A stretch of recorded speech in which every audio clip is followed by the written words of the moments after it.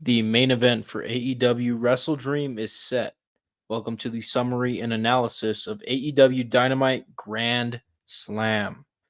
This was a fantastic card. We had nothing but in-ring action for this show, and I'm excited to get into it. I was actually really looking forward to this show this week. I've been looking forward to this show for 2 weeks. Um, I'm excited to talk about this stuff, man. AEW has really been holding it down for me as a fan, right? I'm sure WWE is about to get an upswing of my attention because we got Survivor Series War Games coming up. We got Bad Blood coming up next weekend. So I know I've been covering a lot of AEW content, and maybe that isn't very enticing for a WWE fan to enjoy my content, but nonetheless, guys, don't worry, man. I still got a lot of love for WWE.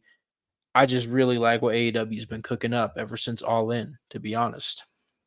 Let's start with our opening match, a highly anticipated blast from the past. We have Nigel McGuinness taking on Brian Danielson. Is it the early 2000s or what, man? Because it's crazy that I'm even saying that. Like, we got Nigel McGuinness versus Brian Danielson. And, we were unsure if Danielson was going to be able to compete, but nonetheless, he is. He comes out to the final countdown to open up this episode of AEW Dynamite. And he's able to get Nigel McGuinness to tap out. Shortly after the match, we have Christian Cage looking to cash in his championship match, but Kip Sabian distracts him, and that doesn't end up happening. Nonetheless, we do get a nice, fantastic match between Brian Danielson and Nigel McGuinness for the culture. The second match of the night is Hook taking on Roderick Strong for the FTW Championship. And this is also a submission finish as Roderick Strong taps out. And what's very surprising is what happens after the match between Hook and Roderick Strong, as the Undisputed Kingdom shake hands with Hook after the match. Are we getting a face turn from the Undisputed Kingdom? What else are you going to do with them at this point? I think they have become somewhat of fan favorites. At least Roderick Strong has. I know they kind of had a failed launching point with Adam Cole and Wardlow by their side, but now it's just Mike Bennett, Matt Taven, and Roderick Strong, the Undisputed Kingdom. I want these guys to work. I want to see these guys get over. So if a face turn is in store for them after this handshake with Hook, then I'm all here for it. What's interesting is Tony Schiavone grabs a microphone and interviews Hook in front of the New York crowd. He asks Hook, you're the champ. What's next? What do you have in store for us? And what Hook says is he's retiring the FTW championship. And then he goes over to his dad on the commentary desk and hands the FTW championship to Taz, which is a heartwarming moment, especially when you know that AEW is in New York this week, right? So this is a beautiful bookend on Hook as the FTW champion as he retires the belt in New York and hands it to his father. However, I think that this is a new era for Hook. No longer does everything he do not no longer does Hook revolve around the FTW championship. Hook is now fully acclimated into this AEW roster. And Hook has been doing a great job with that FTW title. But it almost feels like the training wheels are off and it's time for him to fly and it's time for him to be a star. Don't get me wrong, he's a star right now, but he's not carrying his father's championship anymore. That championship was never sanctioned. It's been around for several years, I believe about 4 years. And now it's time for Hook to be his own man. And I think this is a good move. I didn't see it coming. I honestly thought Hook would be the FTW champion forever. But, new chapters. It's inspiring to see Hook hold it down with his father's championship for 4 years, just about. And now he's his own man. He hands the title to his dad, and it's a new chapter in his career. Our next match, man, another highly anticipated match by me personally, as I'm a big fan of the Young Bucks. And here, the Young Bucks retain the AEW World Tag Team Championship against Will Ospreay and Kyle Fletcher. And this match certainly delivered. especially for somebody with a high anticipation for this match and a high expectation for this match. Let's look at some of these spots. We get an EVP trigger reversed by Will Ospreay and turned into a double Os cutter onto the Young Bucks. Fantastic. We see Kyle Fletcher take a TK driver on the ring apron. Ouch. That probably hurt everybody involved, both Matthew and Nicholas Jackson, as well as Kyle Fletcher, who was on the receiving end of that move, of course. We then saw Kyle Fletcher and Will Ospreay hit a double Styles Clash on the Young Bucks, which was just perfect, just entertaining, just awesome. And then last but not least, man, Kyle Fletcher gets hit with the championship, hit with the EVP trigger, and they lose the match. It's unfortunate, but the Young Bucks are still our AEW World Tag Team Champions. But this here, man, this was a very solid match. And I think the past two matches, the past two championship defenses that the Young Bucks have had have been really freaking awesome. I feel like we're on a bit of an upswing with their tag team championship reign, which I didn't think was very impressive or very good at first. But these last two, hell, I'll even say maybe even these last three championship matches that the Young Bucks have had and retained their championships in have been quite damn good. I'll give credit where credit is due. Do I think it makes up for their lackluster tag team championship reign that they're currently having? No, but almost. They just got to go into WrestleDream, have one more World Tag Team Championship match, blow the roof off the place, and then I think we're there. But, we're taking steps in the right direction. We're taking steps in the right direction and we're making progress. So, happy to see that. I want to see the Young Bucks succeed. I like their characters right now. I know they're heels and we're supposed to hate them. And I think it's genius. I think it's brilliant. I feel like the community hated them already. So they're just kind of playing into that. That's just going with the momentum. So yeah, man, I'll stop. I can't think of an appropriate way to say this. I'll stop riding the coattails of the Young Bucks. I know a lot of you guys don't like the Young Bucks like I do. I'm just from California. The Young Bucks really kept me around the pro wrestling scene even before AEW existed, like 2015, 2016. So I got a soft spot for the Young Bucks, and I know a lot of you kind of don't. So I'm gonna stop. I can't think of an appropriate way to say it, but you guys know what I'm trying to say. I'm gonna stop. I'm not gonna say it. I'm gonna stop riding the coattails of the Young Bucks. All right, next, man. As advertised, we have Prince Nana giving an update on Swerve Strickland. And Nana clears it up right away, says Swerve is unable to compete. And before he could say too much, we get the AEW debut of MVP. Crazy. MVP goes on to accuse Prince Nana as the reason for Swerve's downfall.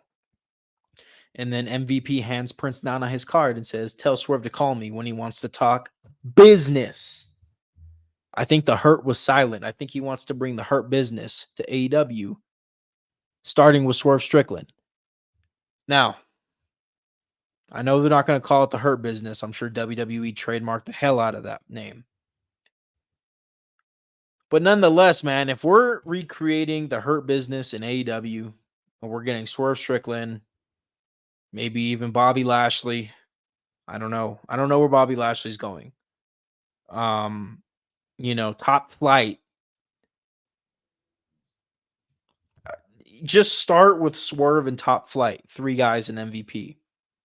And I think if you build Top Flight up to contend for those AEW World Tag Team titles and Swerve regains the World Championship, you're in business, man. It's written in the stars. Do it. I'm very excited to see Swerve Strickland turn on Prince Nana. I'm calling it.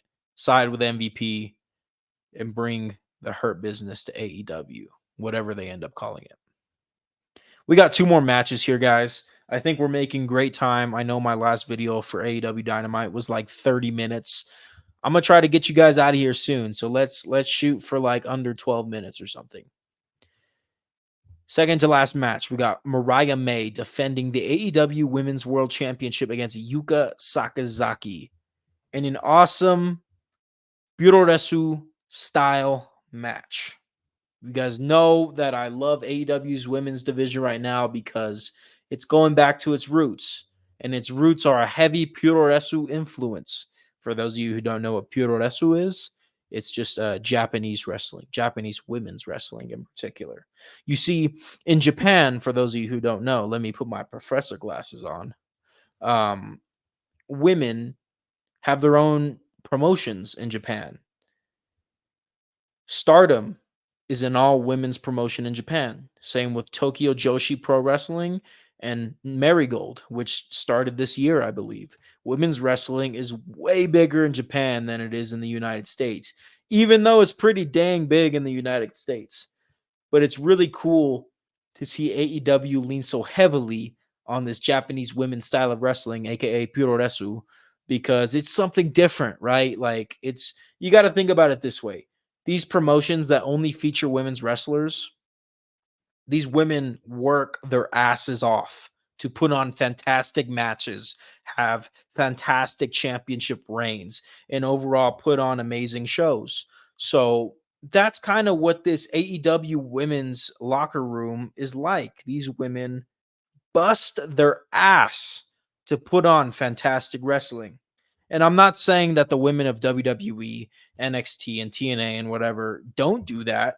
I'm just saying, like, there's a certain fiery passion that comes with the Puroresu style. And I'm so glad that AEW brings that to an American mainstream audience. Even though the culture and the American wrestling audience doesn't appreciate it as much as I do, it's cool to see. Just because you guys don't appreciate it as much as I do. What an asshole, right? This guy. What an asshole. Okay. Um yeah. Self-awareness for you. We after the match, Mariah May retains. She's doing great. And we get Willow Nightingale, who saves Yuka Sakazaki from a post-match beatdown and indicates that she wants a match for the AEW Women's World Championship. So I wouldn't be surprised if at WrestleDream we have Mariah May defending the AEW Women's World Championship against Willow Nightingale, who's been one of the biggest stars of the AEW Women's division over the past year, maybe year and a half. Good match. Good match. I want to see Chris Statlander though. She defeated Willow Nightingale in a Chicago street fight at AEW's last pay-per-view All Out. And I want to see her carry that momentum over, right? AEW. Hangman Adam Page has a lot of momentum. You could do the same with Chris Statlander, and I'm a huge fan of Chris Statlander. Give her some damn momentum. I know both women's champions are heels right now, and Chris Statlander is a heel, so you can't really set up like Mercedes versus Statlander or Mariah May versus Statlander. So I'm going to give them a pass with this one. Like, I can see how they're having trouble carrying her momentum, and I get it. But maybe if Toni Storm wins the AEW Women's World Championship back in February, maybe the first opponent for Toni Storm is Chris Statlander. I even think Chris Statlander versus Jamie Hayter would be a great feud to have these days. Jamie Hayter is gaining a lot of momentum as a babyface in this AEW women's division. So you take one of the top heels, in my opinion, recently established top heel, like freshly established top heel, Chris Statlander, and you put her against Jamie Hayter in a blood feud. And I think that would be good, right? I think like that match could even lead to a Texas death match somewhere down the line, maybe at World's End or something in December. Whatever they want to do. Anyway, I'm getting carried away, and this is why last week's video was 30 minutes. So let me get to the main event, and then let's get out of here, because I know your time is precious, as is mine. Main event, Jon Moxley versus Darby Allin. The winner faces Bryan Danielson at WrestleDream, AEW's next pay-per-view, WrestleDream. Who will be facing the AEW World Champion? Well, we get JR on commentary for this Dynamite Grand Slam main event. So that's how we know that this is some real shit, if you will. And goodness gracious, man. I see Darby Allin make his entrance. He hits his head 3 times on the turnbuckle, and I know it's going to be crazy. Moxley inflicts a lot of punishment to his opponent in the ring. And Darby Allin is not afraid to take his licks in the ring. Oh my goodness, this is going to be nuts. And it was. As Mox, within 2 to 3 minutes, Darby Allin is bleeding from the mouth as Moxley uses the ring ropes. What Moxley does, and oh, I feel gross even explaining this. This is the side of AEW that many people don't like. I like it. Moxley grabs Darby Allin's open mouth, puts it on the ring ropes, and kicks the ring ropes. And he does that twice. And within 3 minutes of this match, Darby Allin's mouth is bleeding. We get to close out the match, there's so many damn spots in this match, and a lot of them were pretty damn brutal. So I'm not really going to explain every single one the way that I normally do. This gives you an option to go watch the match. Go watch the damn match. I will say I will cover the finish because I thought it was badass. At the top rope, Mox is able to counter Darby Allin's offense, and it sets him up with an avalanche Death Rider from the top rope. Jon Moxley defeats Darby Allin, and Jon Moxley will be facing Bryan Danielson at WrestleDream for the AEW World Championship. Yes! Napoleon Dynamite. Yeah. Did I do that right? You know that dude that's been going viral on Instagram? Yes. Anywho, I'm on one today.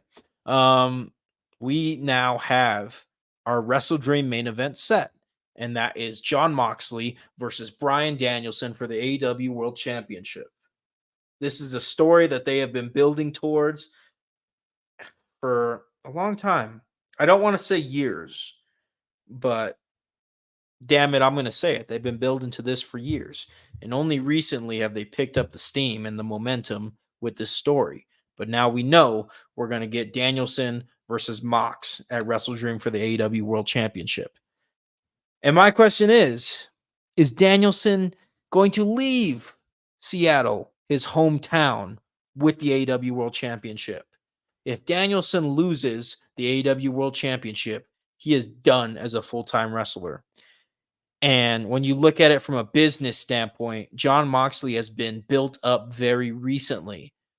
So if you are to have Jon Moxley lose this match, it really doesn't make sense. It makes sense for Jon Moxley to carry on with this momentum and defeat and retire Bryan Danielson and become the first ever 4-time AEW World Champion.